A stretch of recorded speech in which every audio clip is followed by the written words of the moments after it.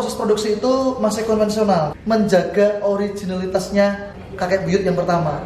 Emang sengaja tidak diberikan sentuhan teknologi seperti produksi-produksi yang sekarang menggunakan robotik, karena emang menjaga ciri khas budayanya, karena nilai sejarah. Ya Mas Didi ya, memiliki nilai sejarah, memiliki nilai budaya. Makanya produksinya pun masih sama persis dengan zaman awalnya sekitar 1920. Oke, mantap sekali. Kita akan membahas proses produksinya, urutan proses produksinya, bagaimana limun oriental itu bisa terproduksi. Oke, baik Mas Didi. Ini dimulai dari mana dulu nih? Awal mulai di sini.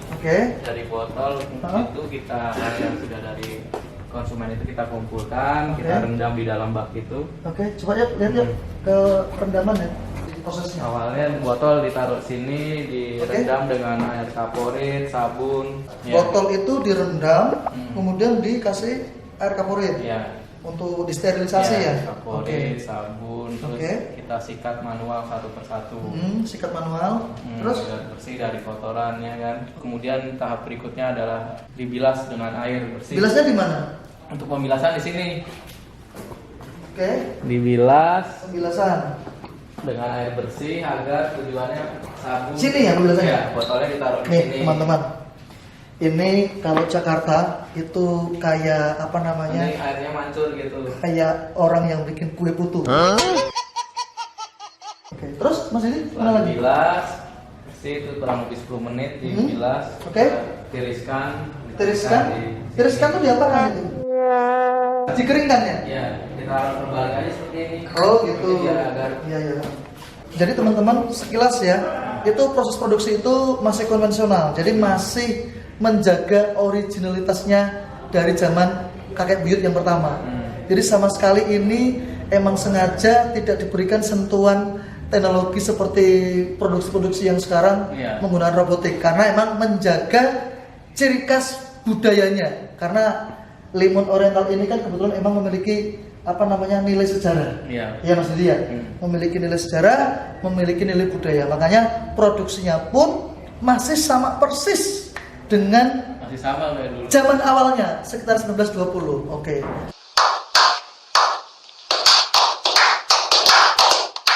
Jadi botol udah bersih, disimpan. Kemudian lalu di tahap berikutnya pengisian sirupnya. Pengisian botol. Mana Mas Didi? Lanjut masuk tempat pengisian botol.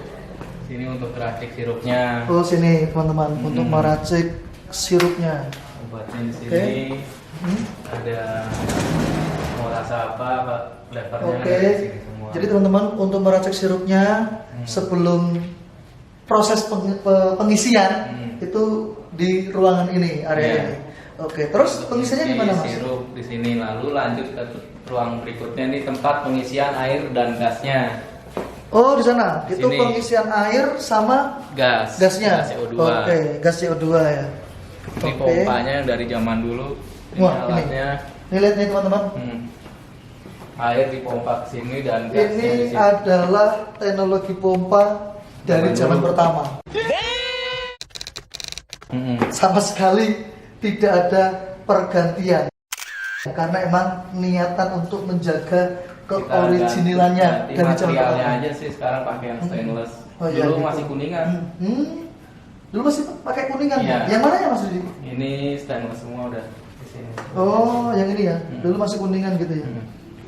Terus botol pengisinya sebelah mana Mas Didi? Botol sebelah situ. Ini setelah air dan gas CO2 yang tercampur sempurna nanti mengalir ke dalam botol-botol di sini. Botolnya sini. Pengisiannya sini.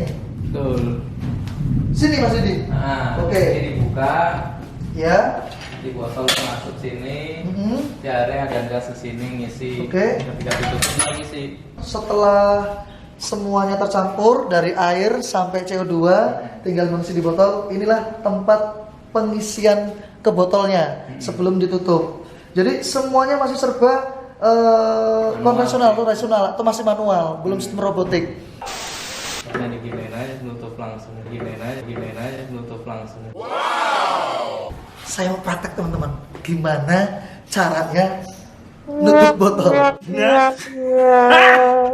Garing. Tinggal Oke. ditaruh seperti Ini ini. terus ini. Berarti ini naikin dulu. Iya. Oke, gini. Sini. Tutup, terus Kan? kencang aja. Iya. Ini enggak patah. Nggak apa-apa. Oke, ayo teman-teman. Kita uji coba. Dipegang aja botolnya. Oh, dia pegang ya? Nah. Oh, gitu. Ya, nggak jauh. Ini pakai tekanan kencang apa pelan aja? Sedang aja sih. Pelan aja? Nah. Oke. 1, 2. Oke, teman-teman. Jadi nih. Oke, gitu ya ternyata ya. Berarti sehari bisa sekitar tadi ya, 2000 botol ya Iya, per hari ya, betul. maksimal ya. Oke.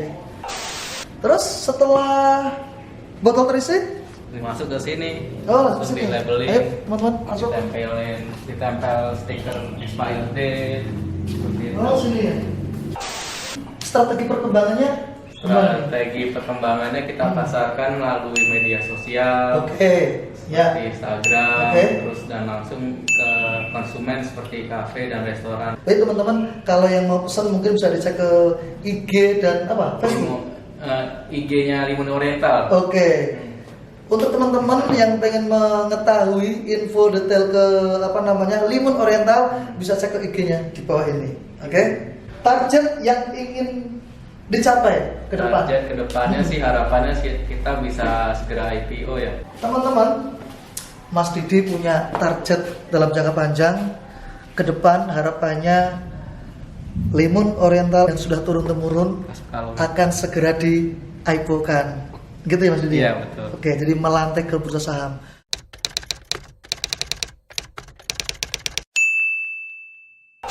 Penyimpanan barang yang siap dipasarkan. Cekidot. Oke. Ayo Mas Didi. ayo. Itu teman-teman. Ini tempat penyimpanan terakhir sebelum barang dipasarkan. Ini udah dikit sih, besok baru mulai produksi lagi. Berarti teman-teman, Limun Oriental yang sudah siap untuk dipasarkan itu diposisikan, disimpan di ruangan ini. Nih, coba dilihat teman-teman. Ini yang rasa apa nih Mas Didi? Oren. Jeruk, oren. Jeruk, iya. Sama rasa-rasa jenis yang lain yang sudah siap dipasarkan semuanya di sini. Oke.